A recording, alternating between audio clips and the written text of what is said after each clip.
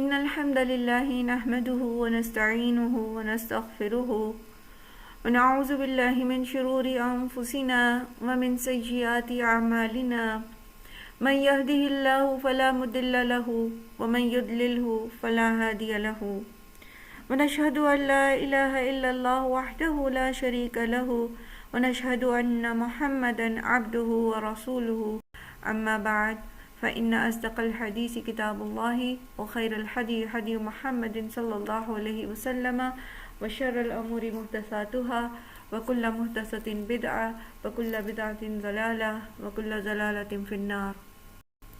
رب اشرح لي صدري ويسر لي أمري واحلل عقدة من لساني يفقه قولي. ربنا زدنا علما اللهم فقهنا في الدين اللهم إنا نسألك علما نافعا وعملا متقبلا ورزقا طيبا اللهم انفعنا بما علمتنا وعلمنا ما ينفعنا وزدنا علما. السلام علیکم ورحمۃ اللہ وبرکاتہ. کل ہم نے سورہ نو کی آلموسٹ ہم نے 20 تک اس کو ایک ترجمہ دیکھ لیا تھا. تھوڑا سا اس کو پیچھے سے دوبارہ دیکھتے ہیں. استغفار کی اہمیت کے بعد جو ٹاپک ہم دیکھ رہے تھے اور وہ تھا کہ حضرت نوح علیہ السلام نے ان کو استغفار کی دعوت دی اور ان کو یہ بتایا کہ اگر وہ استغفار کرتے ہیں تو کس طرح اللہ تعالیٰ ان کو دنیا میں بھی فائدہ دے گا اور آخرت کے تو کا اجر ہے ہی. اور اس میں ہم نے فوکس کیا تھا اس بات پر, سمجھنے کی یہ کوشش کی تھی کہ استغفار صرف زبان سے کہنے کی بات نہیں ہے بلکہ یہ ایک عملی چیز ہے. اس میں ہمیں اپنی اصلاح کرنی ہوتی ہے, پھر استغفار مکمل ہوتی ہے. صرف زبان سے استغفار کے مختلف کلمات پڑھ لینا کافی نہیں ہوتا. پھر وہ اللہ سبحانہ و تعالیٰ کی عظمت بیان کرتے ہیں اور ان کو پھر مثالوں سے سمجھاتے ہیں. اللہ تعالیٰ کی تعارف کا جو ایک طریقہ ہے کہ اللہ کی تخلیق کے اوپر غور و فکر کی دعوت دینا, تو اس کے ساتھ وہ سمجھا رہے ہیں اپنی قوم کو اور ہم سب کو بھی. اللہ تعالیٰ نے دیکھا قرآن کے اندر جو چیز آ گئی نا, اس کا مطلب یہ ہے کہ یہ اللہ تعالیٰ نے ہمارے لیے بھیجی ہے. ٹھیک ہے, تو اللہ تعالیٰ نے ہمارے لیے یہ آیات محفوظ کی ہیں. حضرت نوح کی وہ باتیں ہمارے لیے محفوظ کر دیں تاکہ ہم اس سے فائدہ اٹھائیں. تو سب سے پہلی چیز یہ کہ ما لکم لا ترجون للہ وقارا. سب سے پہلی بات تو یہ کہ کیا ہے تمہیں کہ تم اللہ کے لیے کسی عظمت کسی وقار کی توقع نہیں رکھتے. تو اللہ کو کیا سمجھتے ہیں ہم؟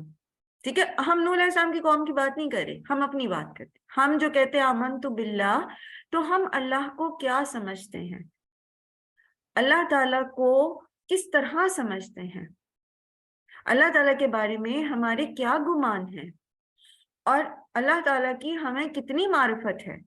کیونکہ آپ جس کے آگے اپنی پیشانی زمین پہ رکھ رہے ہیں, آپ کو پتہ ہی نہیں اس کی عظمت, اس کی کبریائی, اس کی بڑائی, اس کی سلطنت, اس کی قوت, اس کی طاقت, اس کی رحمت, اس کی پکڑ اگر ہمیں پتہ ہی نہیں, تو پھر ہم کس طرح اس کی عبادت کا حق ادا کر سکتے ہیں؟ پھر تو ہم نہیں کر سکتے.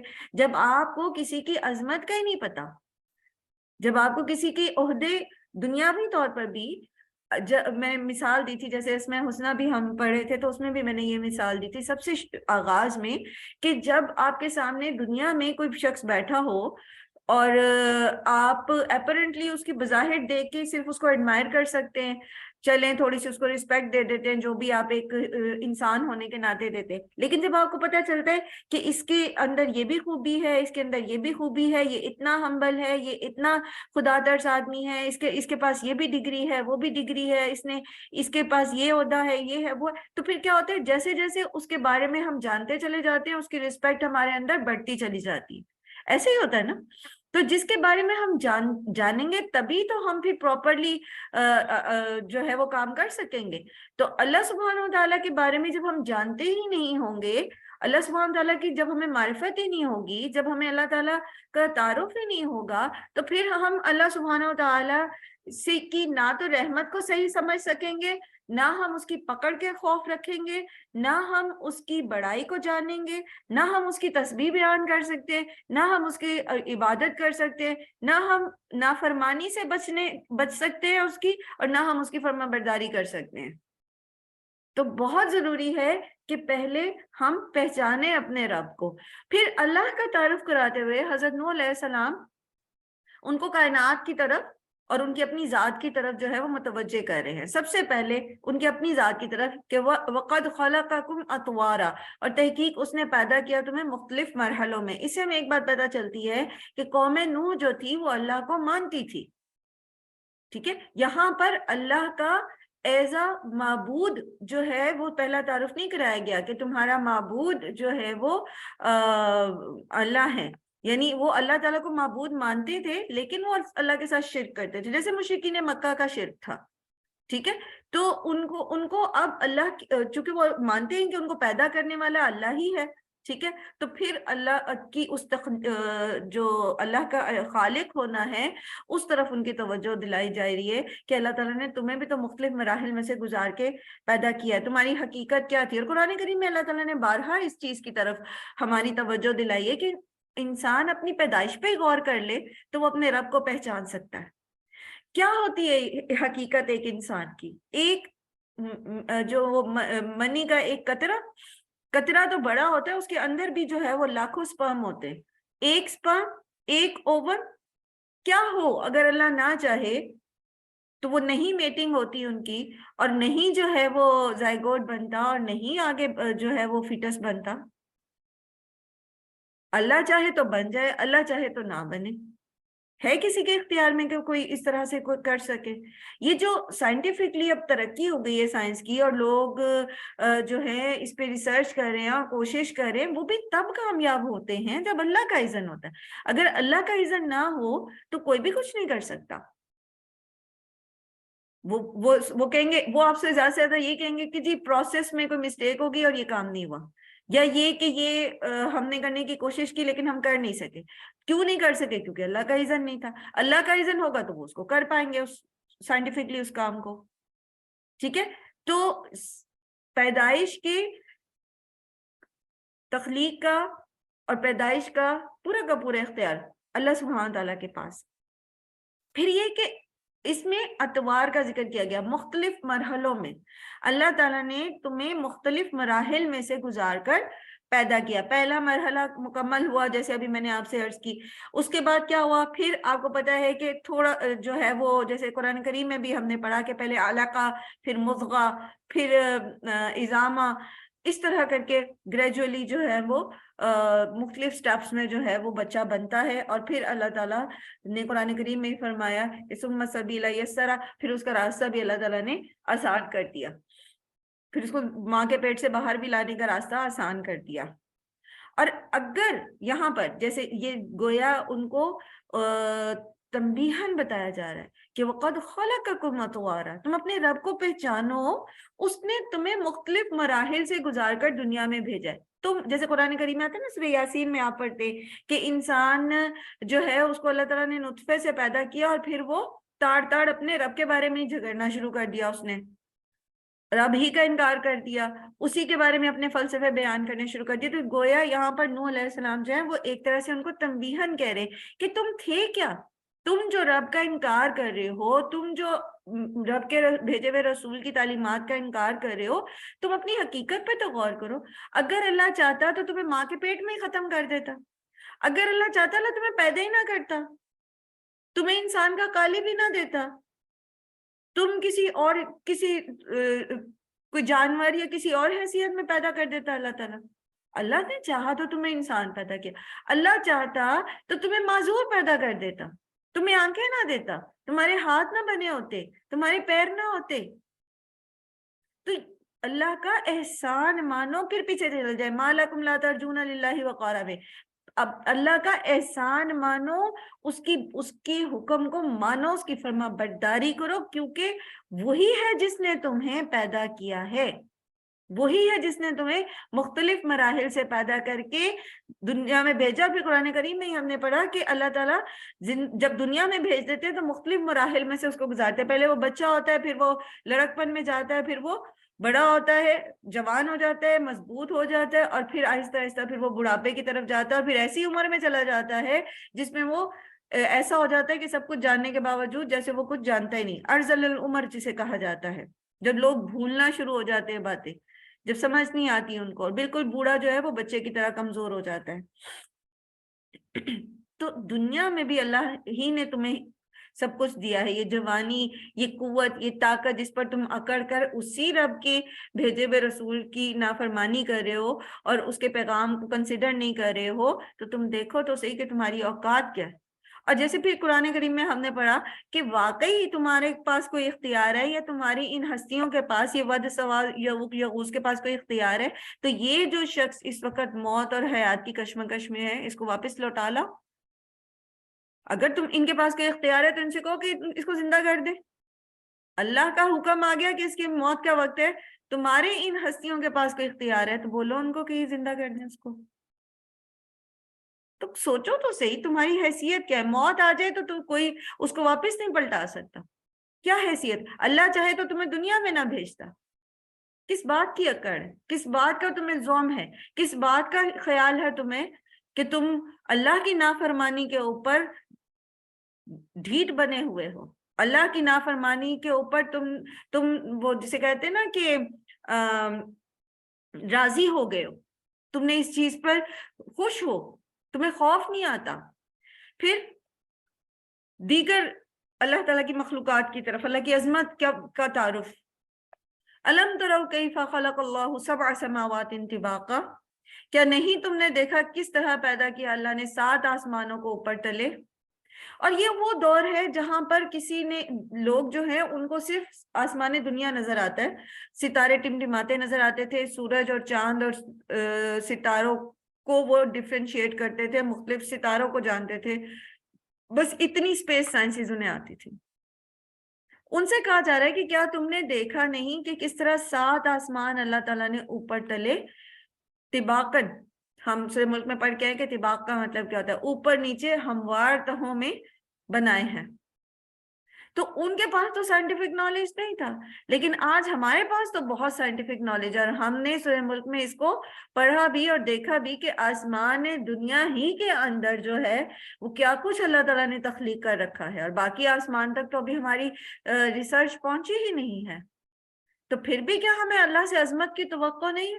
پھر ہم اس کی بڑائی کو پہچانتے نہیں؟ وہ آپ کو ایک دفعہ یاد ہوگا اللہ اکبر جب ہم نے الکبیر پڑھا تھا اللہ سبحانہ وتعالیٰ کے اسماء الحسنی میں، اور غالباً الخالق میں بھی ہم نے پڑھا تھا، وہ ویڈیو دیکھی تھی جس میں ہم نے مختلف اجرام فلکی دیکھے تھے جو اس میں ہیں، اور پھر وہ اللہ اکبر کی طرف لے کے جاتے کہ کیا پھر آپ نہیں پہچانیں گے کہ اللہ کتنا بڑا ہے؟ اللہ کی عظمت کو نہیں پہچانیں گے، اس کی بڑائی کو نہیں پہچانیں گے، پھر بھی کوئی کہہ دے گا کہ اللہ ہماری سنتا نہیں، پھر بھی کوئی یہ کہہ دے کہ اللہ نے تو دعا قبول نہیں کی تو کسی اور کے پاس جا کے کوئی بات کر لے، نہیں کہہ سکتا۔ پھر جب وہ اپنے رب کی عظمت کو پہچانتا ہے، وہ اللہ کے در کو چھوڑ کے کہیں نہیں جائے گا، اس کو پتہ ہے جو ملنا ہے مجھے یہیں سے ملنا ہے۔ اور اللہ سبحانہ و تعالیٰ کی وہ العظیم ہے، اور اللہ سبحانہ تعالیٰ کی قدرت سے باہر کوئی چیز نہیں ہے، سبحان اللہ۔ پھر وَجَعَلَ الْقَمَرَ فِيهِنَّ نُورًا وَجَعَلَ الشَّمْسَ سِرَاجًا، اور اسی نے بنایا چاند کو ان میں، ان آسمانوں میں، اور اسی نے سورج کو چراغ بنایا۔ یہ جو آیت ہے نا، یہ پیش کی جاتی ہے سائنٹیفک فیکٹ کے طور پر۔ نور جو ہوتا ہے، جو روشنی ہے، چراغ جو ہوتا ہے وہ خود جلتا ہے، ٹھیک ہے؟ چراغ خود جلتا ہے اور روشنی دیتا ہے، جبکہ نور جو ہے وہ روشنی مستعار، عربی زبان میں مستعار کے لیے بھی استعمال ہوتی ہے، یعنی جو ریفلیکٹڈ لائٹ ہوتی ہے۔ تو آج آپ کو پتا ہے کہ سورج خود جلتا ہے اور چاند سورج کی روشنی کو ریفلیکٹ کرتا ہے، سبحان اللہ۔ قرآن کا علم جب ہمیں حاصل ہوتا ہے، اور ہونا چاہیے، ایک ایک بچے کے پاس، ہمارے ایک ایک بچے کو ایٹ لیسٹ ایک دفعہ پورا قرآن ترجمے اور مختصر فہم کے ساتھ گو تھرو کرانا ہماری ذمہ داری ہے۔ کل کو اللہ تعالیٰ ہم سے پوچھیں گے تمہارے 4 بچے تھے، تمہارے 6 بچے تھے، تمہارا 1 بچہ تھا، تم نے ان کو قرآن کا علم دیا تھا یا نہیں دیا تھا؟ اللہ تعالیٰ نے یہ نہیں پوچھنا کہ کالج بھیجا تھا، یونیورسٹی بھیجا تھا کہ نہیں بھیجا تھا۔ اور نہ بچوں نے قیامت کے دن آپ سے کہنا ہے کہ آپ نے ہمیں جو ہے وہ باہر پڑھنے کے لیے کیوں نہیں بھیجا تھا، یا آپ نے ہمیں کسی ٹاپ یونیورسٹی میں کیوں نہیں پڑھایا تھا۔ وہ بھی یہی گریبان پکڑیں گے ماں باپ کا، اللہ کا تعارف کیوں نہیں کرایا تھا ہمیں۔ تو بہت ضروری ہے، یہ بہت ضروری ہے۔ واللہ انبتکم من الارض نباتا، اور اللہ اسی نے اگایا تمہیں زمین سے اگانا۔ اور یہاں پر انسان کے جو مٹی سے پیدائش اس کی گئی ہے، اس کی جو آپ کو پتہ ہے کہ جو ہماری باڈی کے جو جن کمپوننٹس کے ساتھ، وہ کیا آپ اس کو کہیں گے، جن اجزاء کے ساتھ کمپوزڈ ہے ہماری باڈی، وہ سارے کے سارے زمین میں موجود ہے۔ اس پہ بھی ہم سبحان اللہ، ہم اللہ کی توفیق سے ہم پہلے اس کو تفصیلی پڑھ کے آئے ہیں، ریسرچ کر کے آئے ہیں اس کے اوپر، کہ کاربن کی وہ پرسنٹیج جو سوئل میں ہوتی ہے وہی باڈی میں ہوتی ہے، باڈی میں، اور اسی طرح سے باقی چیزیں بھی، سلفر کی بھی مقدار ہوتی ہے۔ پھر جو چیزیں زمین کے اندر کیمیکل موجود ہیں آلموسٹ اسی سے انسان، کیونکہ اوریجنل انسان جو ہے وہ مٹی سے بنایا گیا ہے، تو اس کی طرف اشارہ ہے کہ اللہ تعالیٰ نے اسی زمین سے تمہیں پیدا کر دیا ہے، ثم یعیدکم، پھر وہ اسی میں تمہیں لوٹا دے گا۔ یعنی جب مر جاتا ہے انسان، چاہے کوئی کسی کو جلا دے یا اس کو دفنا دے یا جو بھی کرے، بالآخر وہ مٹی ہی کا جز بنتا، حتیٰ کہ اگر جانور بھی نعوذ باللہ کسی کو چیر پاڑ کے کھا جاتا ہے، تب بھی وہ اس کے فضلے کے ذریعے پھر مٹی ہی میں مل جاتا ہے۔ ٹھیک ہے، تو الٹیمیٹلی بندے نے مٹی میں ہی جانا ہے۔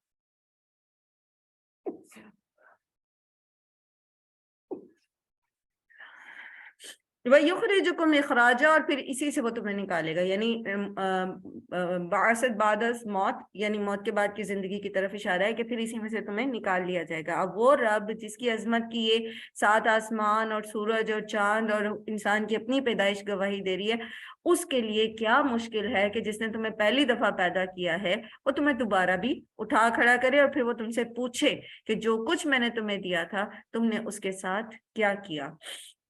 واللہ، اور اللہ، جعل، اس نے بنایا، لکم، تمہارے لیے، الارض، زمین کو، بساطا، بچھونا، لتسلکوا منہا، تاکہ چلو پھرو تم اس میں، سبلن، راستوں میں، فجاجا، جو کشادہ ہیں۔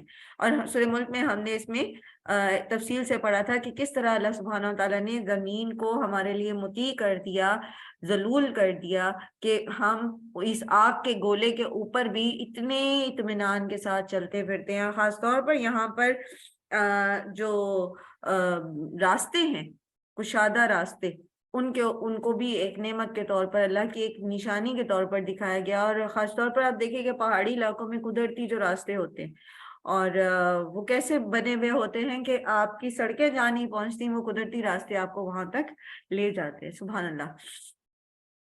قال نوح، کہا نوح نے، ربی، اے میرے رب، انہم، بے شک وہ، اب یہ بیچ میں ٹائم پیریڈ ہے، یہ ابلاغ کے بعد اب جو نوح علیہ السلام نے ان کو بتایا، ان کو تلقین کی، سب کچھ ایک 950 سال 950 ایئرس کی ایک مسلسل جہد مسلسل جو تھی، اس کے ساتھ وہ کام کرتے رہے، اور پھر جب اللہ تعالیٰ نے ان کو بتا دیا، تو قرآن کریم میں آپ نے پڑھا نا کہ اللہ تعالیٰ نے بتا دیا تھا کہ اب اور کوئی تم پر ایمان نہیں لائے گا، اس وقت وہ کہتے ہیں پھر اللہ سبحانہ وتعالیٰ سے کہ قال نوح ربی انہم عصونی، نوح علیہ السلام نے فرمایا، اے میرے رب، بے شک وہ، انہوں نے نافرمانی کی میری، واتبعوا، اور انہوں نے پیروی کی، من لم یزدہ، اس کی جو نہیں زیادہ کیا جسے، مالہ وولدہ، اس کے مال نے اور اس کی اولاد نے، الا خسارہ، مگر یہ کہ خسارے ہی میں۔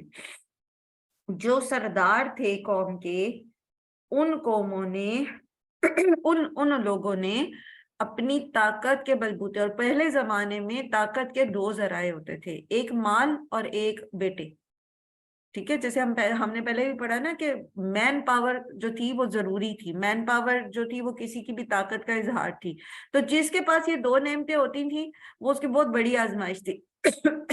تو یہاں پر ان سرداروں کی بات کی گئی ہے، عام لوگوں کی بات کی گئی ہے کہ انہوں نے ان سرداروں کو فالو کیا ہے جن کو جو نعمتیں اللہ تعالیٰ آپ نے دی، مال اور اولاد، ان نعمتوں نے ان کو تکبر کا شکار کر دیا اور وہ لوگوں کو سیدھے راستے سے بھٹکانے والے بن گئے۔ لوگ میری بات ماننے کے بجائے، اللہ کے راستے پر چلنے کی بجائے ان کے پیچھے لگے ہوئے ہیں۔ اور آپ دیکھتے ہیں کہ آج بھی مائٹ از رائٹ کا نعرہ لگایا جاتا ہے، آج بھی کیا کہا جاتا ہے، جس کی لاٹھی اس کی بھینس۔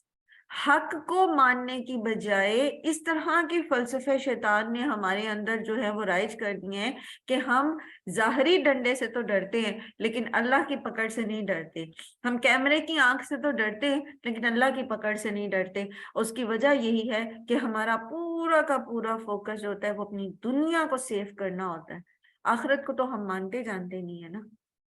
وَمَكَرُوا مَكْرًا كُبَّارًا، اور انہوں نے چال چلی ایک چال بہت بڑی۔ اور مکر سے مراد ان سرداروں اور پیشواؤں کے وہ فریب تھے جن سے وہ اپنی قوم کو، عوام کو بیوقوف بناتے تھے اور حضرت نوح کی تعلیمات کے خلاف بہکانے کی کوشش کرتے تھے۔ مثال کے طور پر سورہ اعراف 63 اور سورہ ہود 27 میں اللہ سبحانہ تعالیٰ نے ان کا ذکر کیا۔ وہ کہتے تھے کہ نوح تم ہمارے ہی جیسے ایک انسان ہو، تو اور کیسے مان لیا جائے کہ تم پر اللہ کی طرف سے وحی آتی ہے؟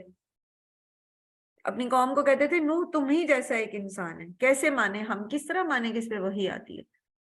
لوگوں کے دلوں میں شکوک و شبہات ڈالتے تھے۔ پھر اسی طرح کہتے کہ نوح کی پیروی تو ہمارے جو ہے وہ معاشرے کے ارذل لوگ بے سوچے سمجھے قبول کر لیتے، اور اگر ان کی بات میں کوئی نوح کی بات میں کوئی وزن ہوتا تو قوم کے اکابر اس پر ایمان لاتے۔ پھر کہتے اگر خدا کو بھیجنا ہی ہوتا تو کسی فرشتے کو بھیجتا۔ پھر کہتے کہ اگر یہ شخص خدا کا بھیجا ہوا ہوتا تو اس کے پاس خزانے ہوتے، اس کو علم غیب حاصل ہوتا، یہ فرشتوں کی طرح تمام انسانی حاجات سے بے نیاز ہوتا۔ پھر کہتے کہ نوح اور اس کے پیروکاروں میں آخر کون سی کرامت نظر آتی ہے جس کی بنا پر اس کی کوئی فضیلت مانی جائے؟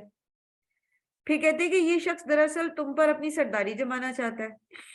پھر یہ کہتے کہ اس شخص پر کسی جن کا سایہ جس نے اسے دیوانہ بنا دیا ہے۔ اور قریب قریب یہ ساری باتیں جو تھے یہ قریش مکہ کے سردار بھی نبی صلی اللہ علیہ وآلہ وسلم کے بارے میں کہتے تھے، اور قریب قریب یہی ساری باتیں ہر قوم کے مترفین نے کہیں۔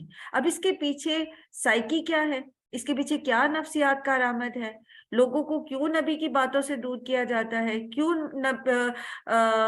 نیک اور صالح لوگوں کے بارے میں لوگوں کے دلوں میں شکوک و شبہات ڈالے جاتے ہیں، جو لوگ اللہ کے دین کی طرف بلاتے ہیں لوگوں کو ان کے بارے میں کیوں ایسے باتیں کی جاتی ہیں، کیوں مترفین ایسے چالیں چلتے، ایسے مکر کرتے، کیوں ایسے پلاننگ کرتے ہیں، کیوں اپنا اتنے ریسورسز میڈیا کے اوپر لگاتے کسی کے بھی کردار پہ کیچڑ اچھالنے کے لیے؟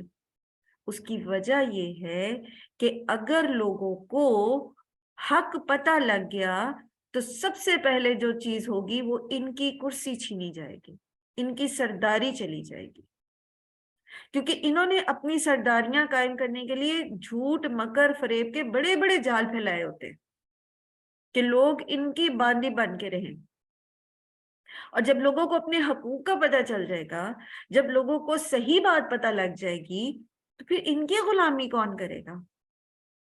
آپ نے سنا ہوگا پنجاب میں بھی اور اسی طرح دیگر صوبوں میں بھی جو وڈیرے چودھری ہوتے ہیں وہ اپنے گاؤں کے اسکولوں میں پڑھائی کیوں نہیں ہونے دیتے؟ کیوں گاؤں کے بچوں کو پڑھنے نہیں دیتے؟ الا ماشاءاللہ، سوائے ان کے کہ جن کو اللہ توفیق دے۔ میجورٹی جو ہمارے ہاں کے وڈیرے اور چودھری اور دیگر گاؤں کے وہ سردار ہوتے ہیں وہ کیوں نہیں ان تک صحیح علم پہنچنے دیتے؟ کیونکہ انہیں پتہ ہے کہ یہ گاؤں کے بچے پڑھ گئے تو انہیں تو اپنے حقوق پتہ چل جائیں گے۔ ہم جو ایک بوری گندم پر ان کی نسلوں کو غلام بنائے ہوئے ہیں تو پھر یہ ہماری غلامی نہیں کریں گے، پھر ہمارے کھیتوں پہ کام کون کرے گا؟ تو وہ اپنے تھوڑے نفع کے لیے ان کی ساری زندگی کو ایک بڑا نقصان پہنچانے میں بھی دریغ نہیں کرتے، کیونکہ ان کو اس چیز کا خوف ہوتا ہے کہ اگر ان کے پاس علم آ گیا تو ہماری غلامی کوئی نہیں کرے گا، ہمارا وڈیرا پن نہیں چلے گا، ہماری چودراہٹ نہیں چلے گی۔ اور یہی اصول کار فرما رکھا ہوتا ہے ہر حاکم نے. جو ظالم حاکم ہوتا ہے نا وہ اسی طرح لوگوں کو دبا کے رکھتا ہے اور لوگوں کے اندر مسکنسیپشنز رکھتا ہے اور صحیح علم کی طرف ان کو جانے نہیں دیتا کہ اگر انہیں صحیح علم پتہ چل گیا تو یہ میری غلامی نہیں کریں گے, میری سرداری ختم ہو جائے گی. وقالو, اور انہوں نے کہا, لا تذرن آلہتکم ولا تذرن ودا ولا سواعا ولا یغوث ویعوق ونسرا. اور سرداروں نے کیا کہا کہ نوح کی بات نہ سنو کہ وہ جو کہتا ہے کہ صرف ایک خدا کی عبادت کرو, صرف ایک اللہ کی عبادت کرو, اس کے ساتھ کسی کو شریک نہ کرو, اس کی باتیں نہ سنو. کیا وجہ ہم اس کی باتیں سنیں؟ تمہارے جیسے ایک انسان ہے اور کیا اس کے اندر بڑائی ہے اور کون سا اس کے پاس سرداریاں ہیں, کون سا اس کے پاس مال ہے, ٹھیک ہے, تو اس کی بات نہ سنو اور اپنے الہوں کو نہ چھوڑو. یہ جن بتوں کی تم پوجا کرتے ہو, اور یہ میں نے کل ساری ہسٹری آپ کو اس کی بتا دی تھی, اس لیے دوبارہ اس طرف نہیں جاؤں گی. ان کے نام کیا تھے ان بزرگوں کے؟ ود, سوا, یغوث, یعوق اور نسرا. اور یہ نصر, یہ جو بزرگ تھے یہ بہت نیک تھے, یہ نیک تھے, ان کا قصور نہیں ہے. تو یہ جو سوال پیدا ہوتا ہے نا, جو مشرکین مکہ نے بھی حضرت عیسیٰ کے بارے میں کہا تھا کہ جن کی عبادت کرتے ہیں لوگ, جیسے قرآن کریم کی بھی آیت تھی نا کہ یہ بھی اور جو ان کے معبود بھی ہیں ان کو جہنم میں ڈالا جائے گا, اور جہنم کا ایندھن بنیں گے, مفہوم ہے آیت کا. تو انہوں نے کہا تو پھر عیسیٰ علیہ السلام جن کی عبادت کرتے ہیں عیسائی, تو بات یہ ہے کہ نہ تو کسی نیک بزرگ نے جو اللہ والے ہوتے ہیں, جو لوگوں کو اللہ سے جوڑنے والے ہوتے ہیں, وہ چاہے آپ کے انڈو پاک کے کوئی بزرگ ہو جنہوں نے لوگوں کو اللہ سے جوڑا, اور چاہے وہ کسی بھی جگہ پر کوئی بھی اللہ کا نیک بندہ ہو, وہ کبھی بھی لوگوں کو اپنی پوجا کے لیے, اپنی عبادت کے لیے نہیں کہتے, اور نہ وہ یہ کہتے ہیں کہ آپ بس ہم سے ہی مانگیں, ہم سے ریکویسٹ کریں, ہم ہی آپ کے لیے کریں گے. وہ لوگوں کو اللہ سے جوڑتے, تو ان کا تو قصور نہیں ہے. قصور تو پھر شیطان کی باتوں کو ماننے والوں کا, جو نسل در نسل, آگے کل ہم نے پڑھا تھا کہ کس طرح شیطان آہستہ آہستہ اس نے قوم نوح میں شرک پیدا کر دیا.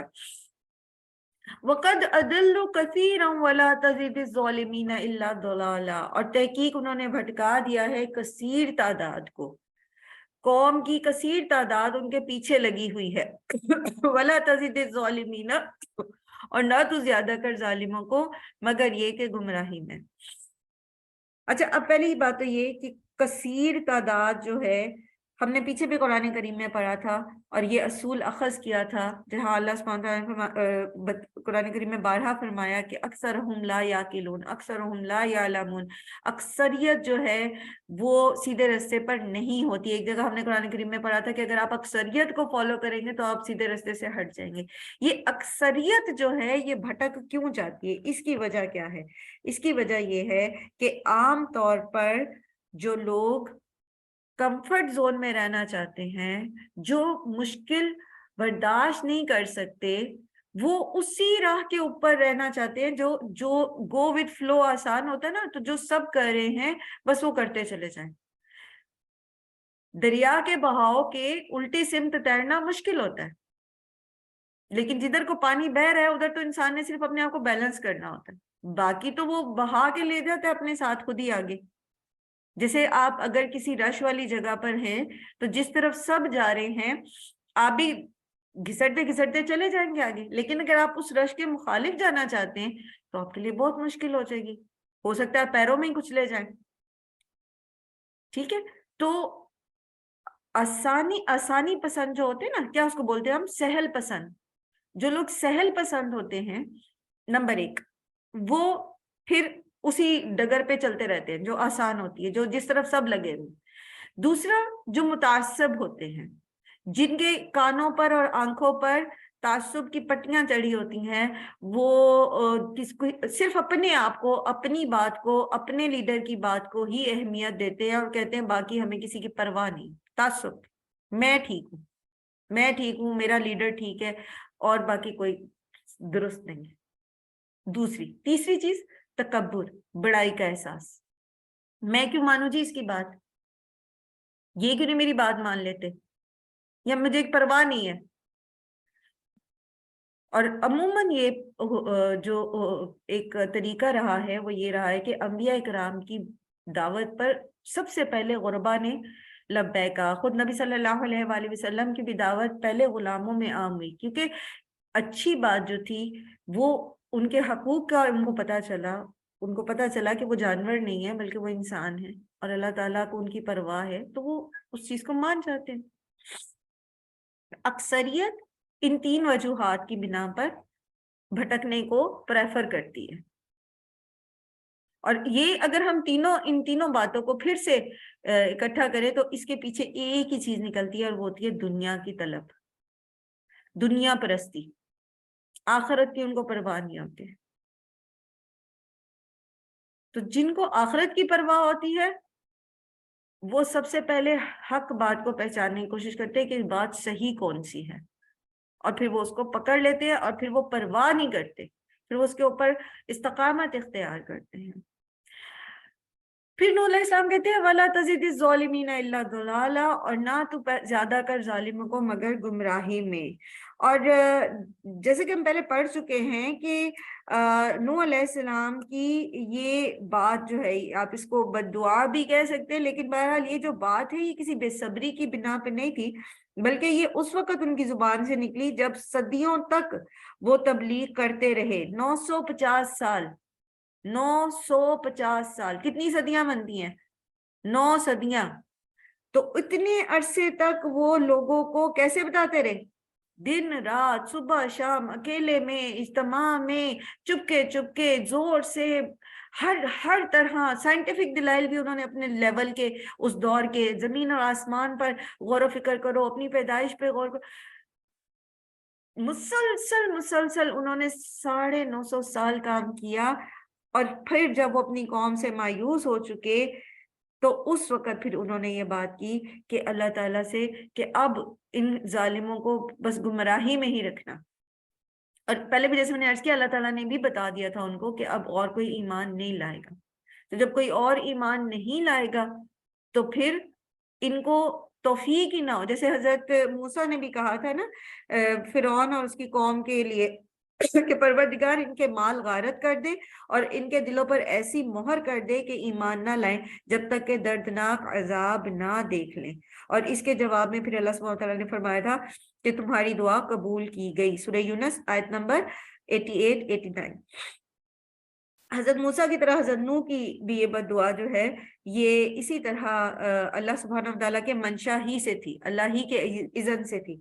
اور جیسے کہ سورہ ہود میں ارشاد ہوتا ہے وَأُوحِيَ إِلَى نُوحٍ أَنَّهُ لَن يُؤْمِنَ مِن قَوْمِكَ إِلَّا مَنْ قَدْ آمَنَ فَلَا تَبْتَئِسْ بِمَا كَانُوا يَعْمَلُونَ. اور ہم نے اور نوح کی طرف یہ وحی کی گئی کہ تیری قوم میں سے جو لوگ ایمان لا چکے ہیں ان کے سوا کوئی ایمان لانے والا نہیں ہے، اور اب ان کے کرتوتوں پر غم کھانا چھوڑ دے. سورہ ہود آیت نمبر 36. تو اس کیفیت میں انہوں نے یہ کہا مما خطیئتہم، بوجہ اپنی خطاؤں کے، اغرقو، ان کو غرق کر دیا گیا یعنی قوم نوح کو، فادخلوا نارا، پھر وہ داخل کیے گئے آگ میں. اور یہ آیت اور اسی طرح قوم فرعون کے بارے میں آیات جو ہیں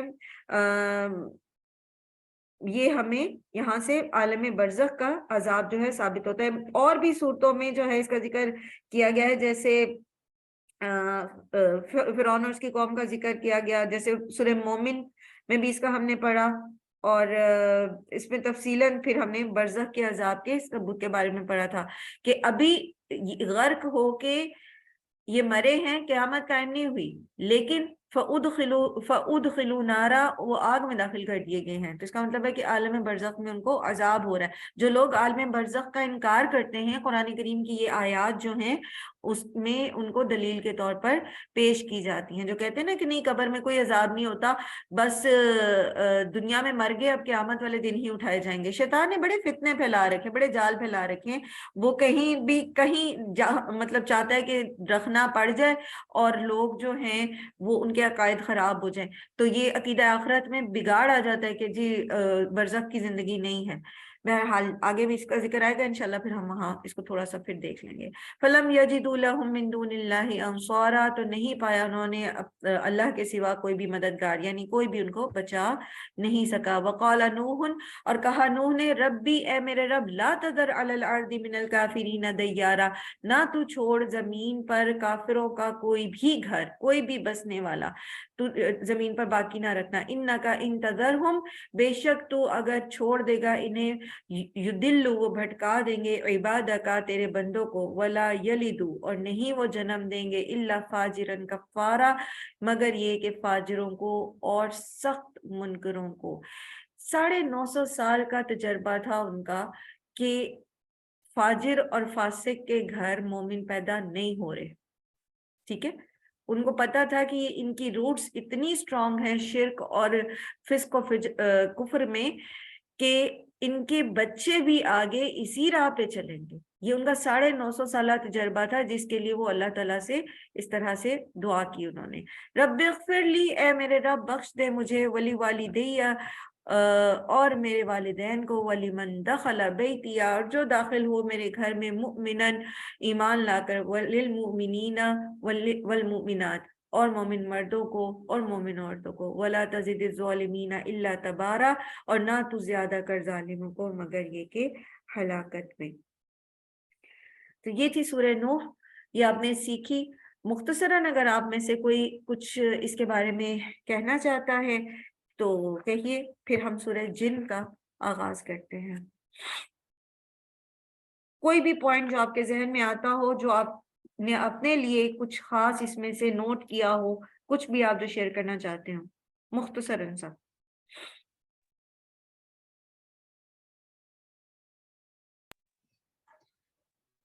जी, मैंने जो पॉइंट इसमें से कल के लेसन में से स्पेशली जो मुझे बहुत क्लिक किया और मैंने इंशाल्लाह अप्लाई करना है, कि इस्तगफार जो है वो अभी तक आदत बनी हुई थी कि तस्बीह ले लेना और अस्तगफुरुल्लाह अस्तगफुरुल्लाह अस्तगफुरुल्लाह बस चलते फिरते भी और ऐसे भी। लेकिन अब शऊरी तौर पे हमने इस्तगफार करना है, अल्लाह पाक से तौबा यानी करनी है, तौबा के उसमें ना, जैसे कल आपने माशाल्लाह सारा बताया था। तो ये आयात बहुत क्लिक करती हैं कि इस्तगफार एक तो दुनियावी फायदा भी है, इस्तगफार से हर चीज में बरकत है, हर चीज, चाहे माल है, औलाद है, रिस्क है, वो भी बढ़ता है, अल्लाह पाक का वादा है। और आखिरत उखरवी फायदा तो यकीनी है और शऊरी होनी चाहिए। गुड, माशाल्लाह। जी रुखसाना। जी जी मैम, मैं बताऊंगी कि ये मैं इस इस्तगफार बहुत करती थी, पढ़ती थी इस्तगफार, और मैं इसका फ़ायदा बताती हूँ कि ये मेरा तजर्बा है। तकरीबन 12-13 साल पहले इतना मुझे दीन का नहीं पता था। जब मैं ये दीन में समझे दाखिल हो गई इसमें, तो तब मैंने ये मद्देनज़र रख के इसी सूरत को ना, ये मैंने पहले भी कुछ पारे पढ़े थे, तो इसको मैं पढ़ती रही हूँ। और अल्हम्दुलिल्लाह, अल्लाह का शुक्र है, अल्लाह ताला ने मुझे ज़मीन से उठा के आसमान पे पहुँचाया। और मैं सबको बताती हूँ कि अल्हम्दुलिल्लाह, जो भी माशाल्लाह। मिला या जो भी, ये नहीं कि मालो दौलत ही हो, नहीं, मालो दौलत तो कुछ भी नहीं होता, मालो दौलत तो कुछ भी नहीं होता। रुखसाना, आपकी आवाज बंद हो गई, प्लीज देखिए अपने माइक को तो चेक कीजिए। बाकी अल्लाह ताला ने जो, हाँ जी, जी, जी, आई मैम आवाज़? हाँ जी, यहीं से बात शुरू कीजिए जहां पर आपने कहा था हाँ कि जी, मालो दौलत मैं कुछ कहती नहीं। हूँ मैम, ये कोई मालो दौलत नहीं, मैं कहती हूँ कि दुनिया के खजाने अल्हम्दुलिल्लाह मुझे अल्लाह ताला ने अता कर दिए। अल्लाह, मैं सबको कहती हूँ कि इस्तगफार करें, इस्तगफार से अल्लाह ताला ने मुझे इतना नवाज़ा अल्हम्दुलिल्लाह, मुझे दीन की समझ अता की, मेरी औलाद अल्लाह ताला ने एक सालिया बनाई। मैं कहती हूँ या बारी ताला सबको ऐसी नेक औलाद अता कर। अल्हम्दुलिल्लाह, तो माशाल्लाह। अल्हम्दुलिल्लाह, ये इस्तगफार की बरकत से सब कुछ हुआ है। और मैं पढ़ती हूँ, पूरा इस्तगफार पढ़ती हूँ, अस्तगफिरुल्लाहल्लज़ी ला इलाहा इल्ला हुवल हय्युल क़य्यूम व अतूबु इलैह।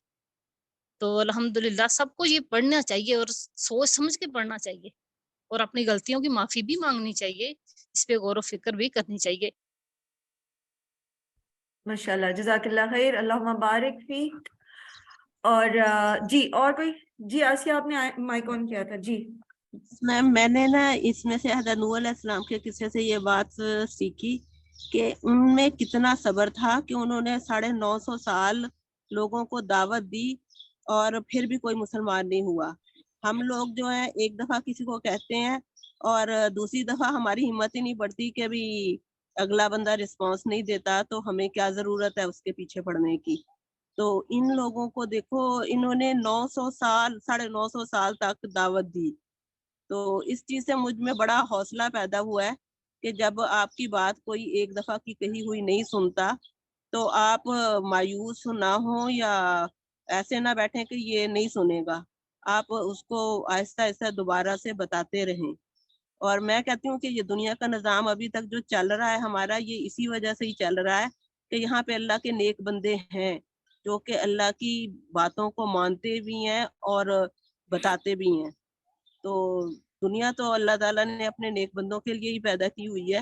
تو یہ نظام چل رہا ہے، اس طرح سے لوگ بتا رہے ہیں، کر رہے ہیں، تو یہ ہو رہی ہے، دعوت چل رہی ہے، تو دنیا کا نظام قائم ہے.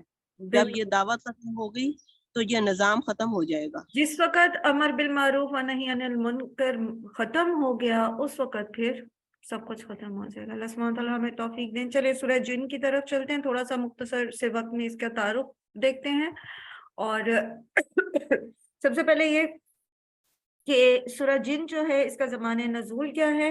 تو بخاری اور مسلم میں حضرت عبداللہ بن عباس کی روایت ہے کہ رسول صلی اللہ علیہ وآلہ وسلم اپنے چند اصحاب کے ساتھ بازار اوقاز میں تشریف لے جا رہے تھے. راستے میں نخلا کے مقام پر آپ صلی اللہ علیہ وسلم نے صبح کی نماز پڑھائی. اس وقت جنوں کا ایک گروہ ادھر سے گزر رہا تھا. تلاوت کی آواز سن کر وہ ٹھہر گیا اور غور سے قرآن سنتا رہا. اسی واقعے کا ذکر اس سورہ میں ہے.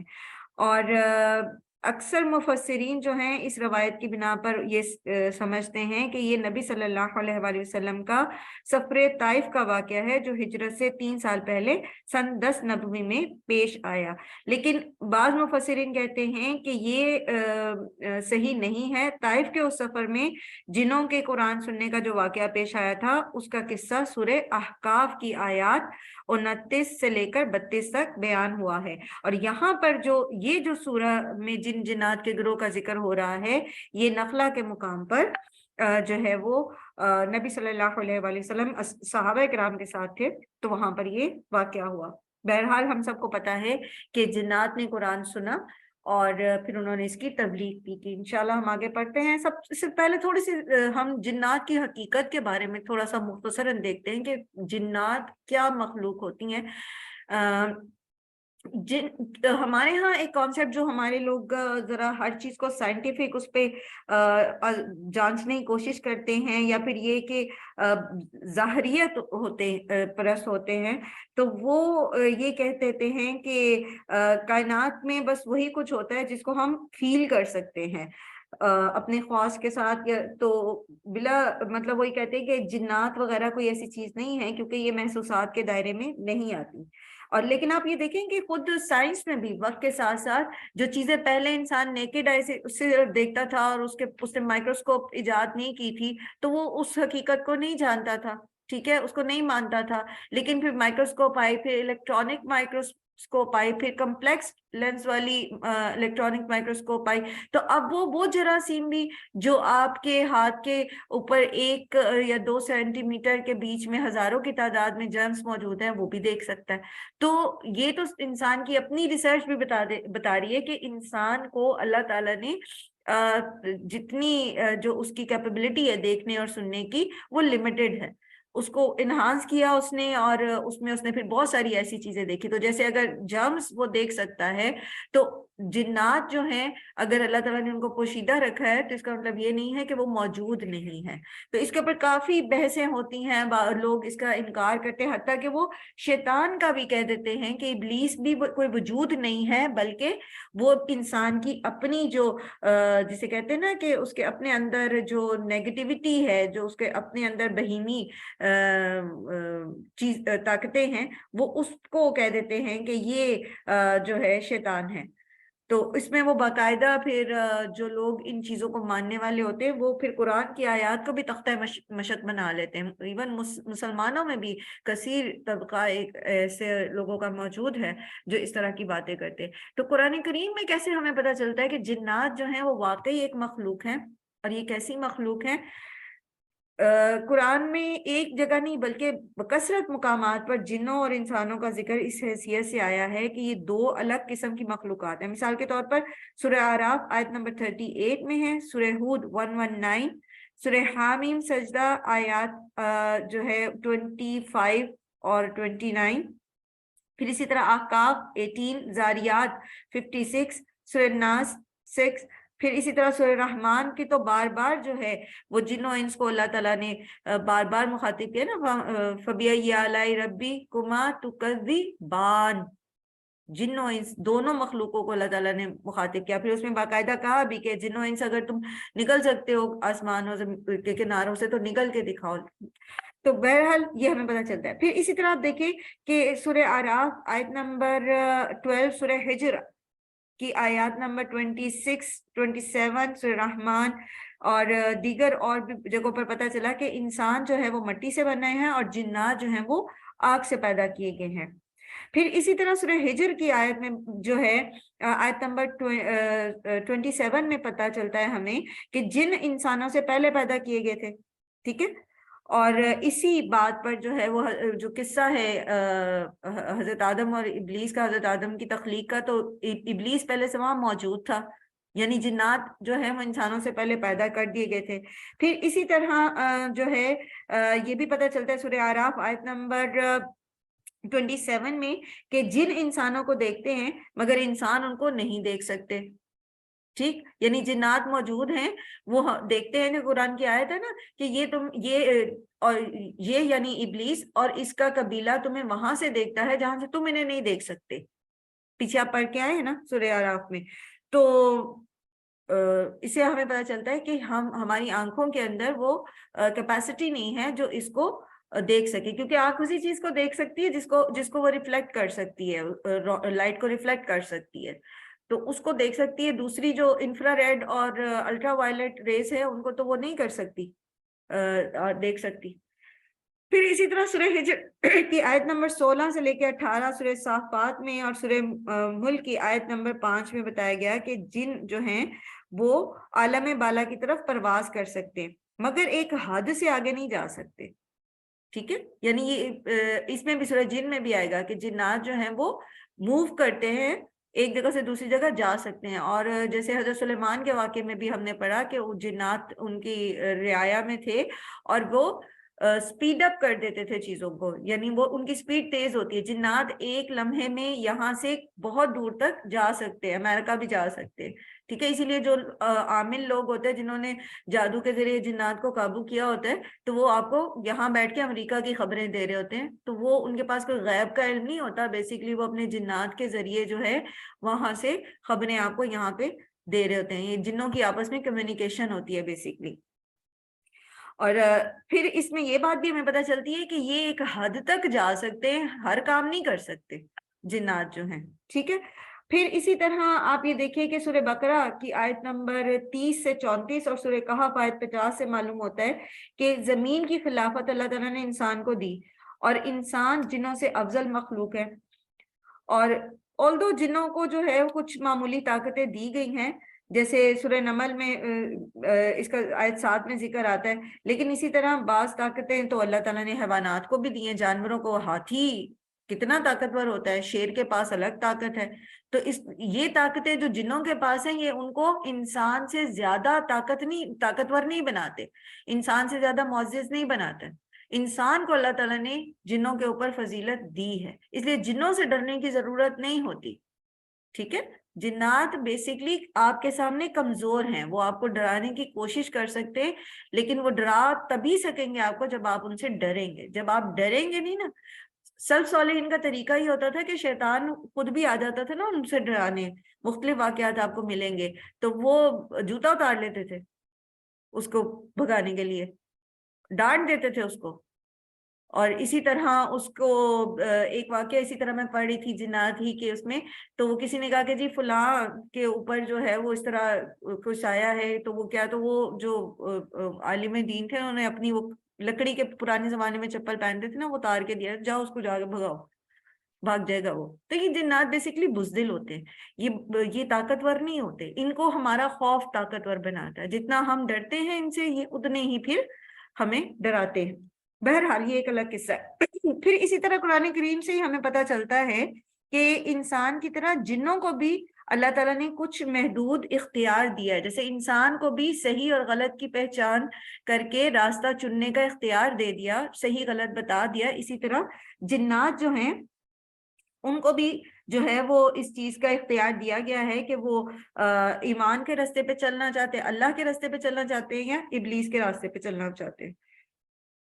اور اسی طرح اس پر ابلیس کا قصہ جو ہے وہ سورہ احقاف اور سورہ جن میں جو ہے جیسے کہ ابھی ہم پڑھیں گے بھی انشاءاللہ، بعض جنوں کے ایمان لانے کا واقعہ، اور پھر جنات کا کتاب موسیٰ کا ذکر بھی کیا انہوں نے، گویا وہ تورات پر ایمان رکھتے تھے پہلے سے۔ تو اس سے ہمیں یہ پتہ چلا کہ انبیاء کی دعوت جو تھی وہ جنات تک بھی پہنچتی تھی، کیونکہ یہ ہمارے ارد گرد ہی تو ہوتے، ٹھیک ہے، تو سنتے بھی ہیں، دیکھتے بھی ہیں، تو جو نبی دعوت دے رہے ہوتے تو یہ اس کو سنتے ہوں گے اور پھر وہ دعوت آگے پہنچاتے ہوں گے جن کو اللہ تعالیٰ ہدایت دیتا ہوگا۔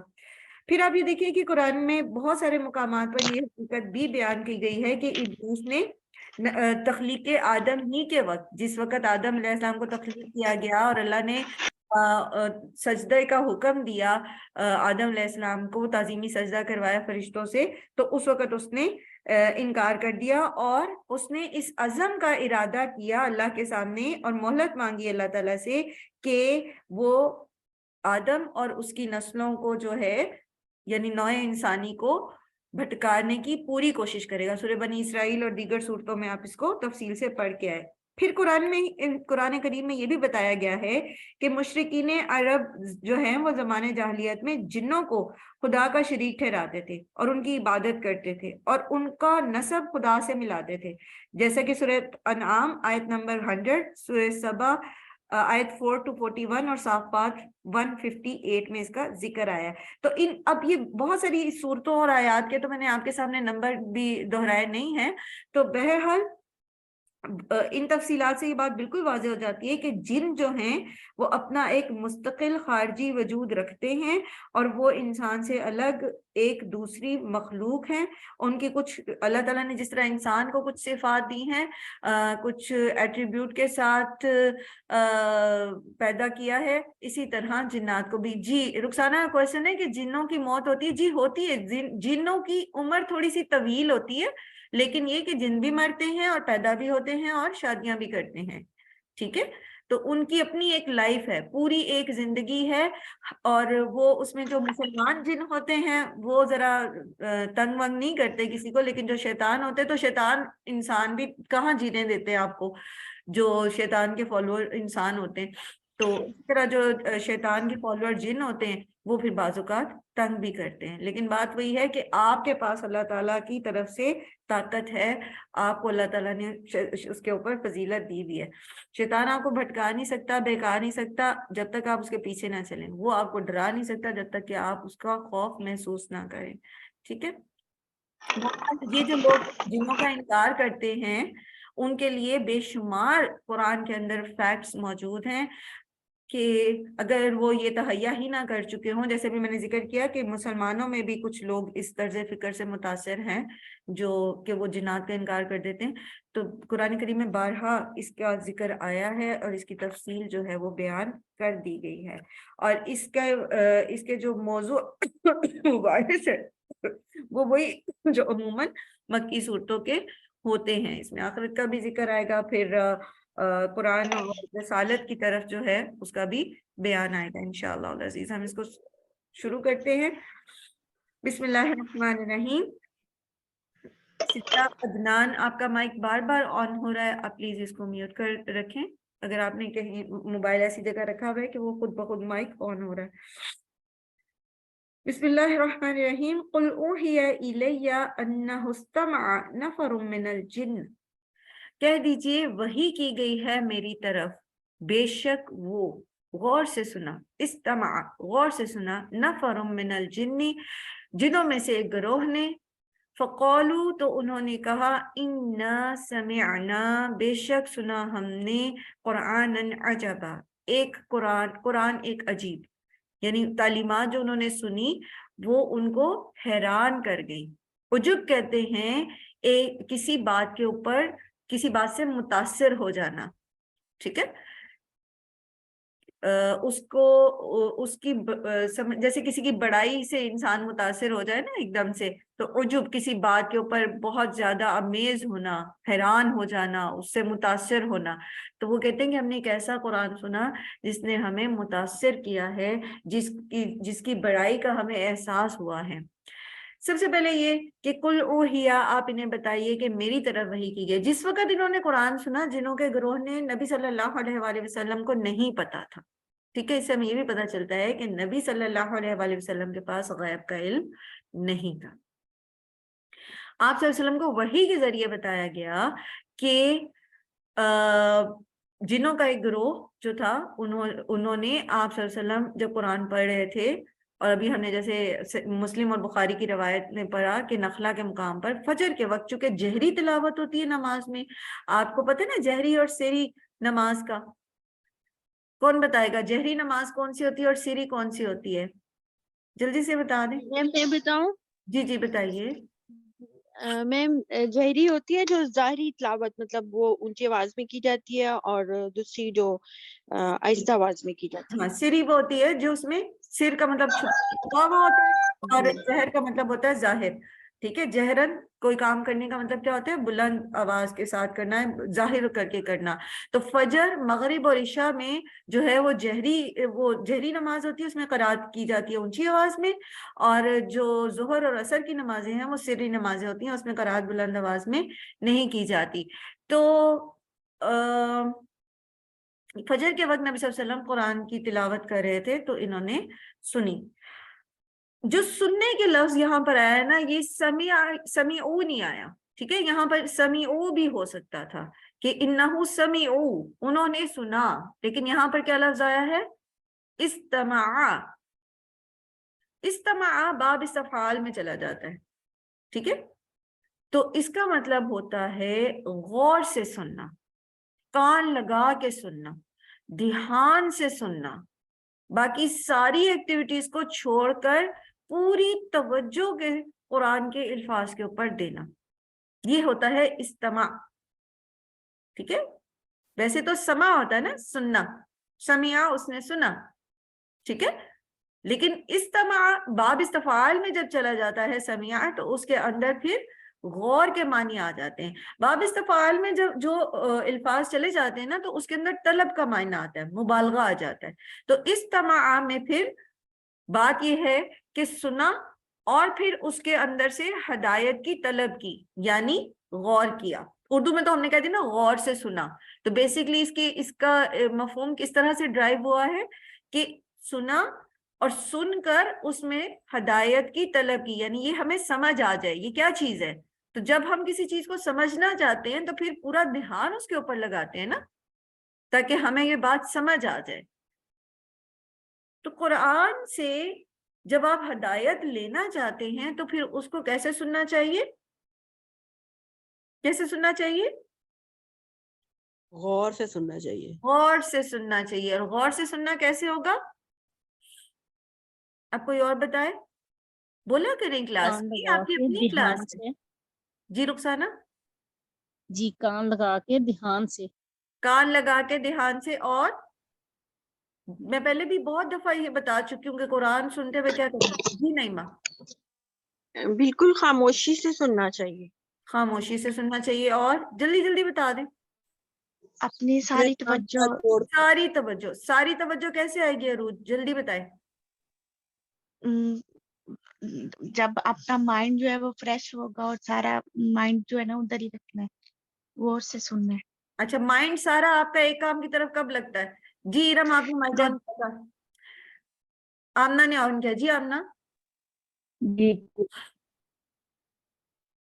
चले इरम बता दें। आप लोग साथ फौरन नहीं बात। समीना, इरम जो भी बताएं जल्दी बताइए। जी मैम, जब इंसान बिल्कुल अपने दिमाग सारे काम खत्म करके एक ही काम पे फोकस करे कि मैंने ये करना। ठीक, गुड। जी समीना कहिए। चले आमना आप बताइए, अब माइक ऑन कीजिए।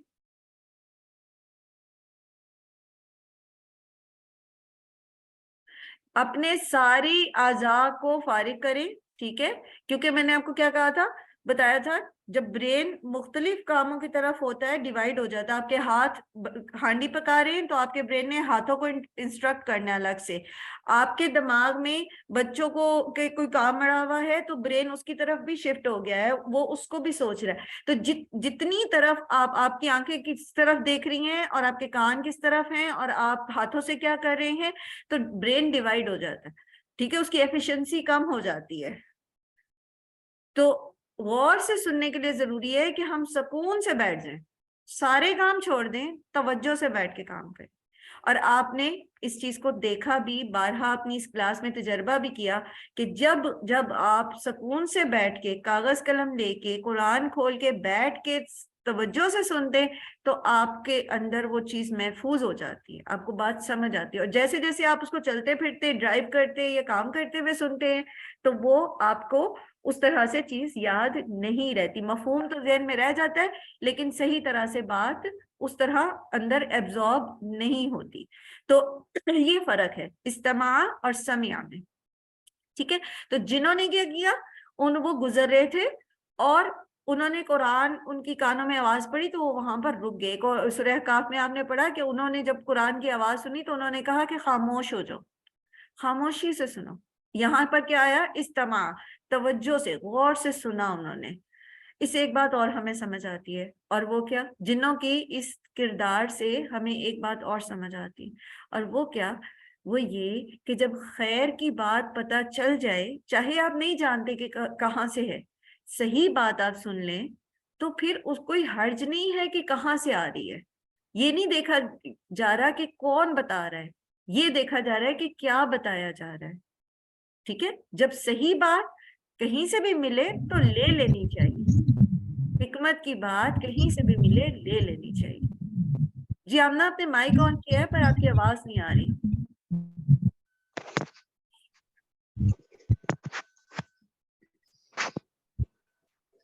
ٹھیک ہے, تو یہاں تک ہم نے سیکھا کہ سب سے پہلے یہ کہ قرآن پر غور و فکر کرنا چاہتے ہیں, ہدایت لینا چاہتے ہیں اس سے, تو پھر ہمیں اس کو دھیان سے سننا ہوگا, خاموشی سے سننا ہوگا اور اپنے دماغ کو, دل کو فوکس کرنا ہوگا تاکہ ہم بہترین علم حاصل کر سکیں. اور پھر دوسری چیز ہم نے اس سے یہ سنی کہ سیکھی ہم نے کہ جب ہمیں خیر کی بات پتہ لگتی ہے اور صحیح بات پتہ لگتی ہے تو وہ ہمیں لے لینی چاہیے, رک جانا چاہیے, وقت اسپیئر کرنا چاہیے.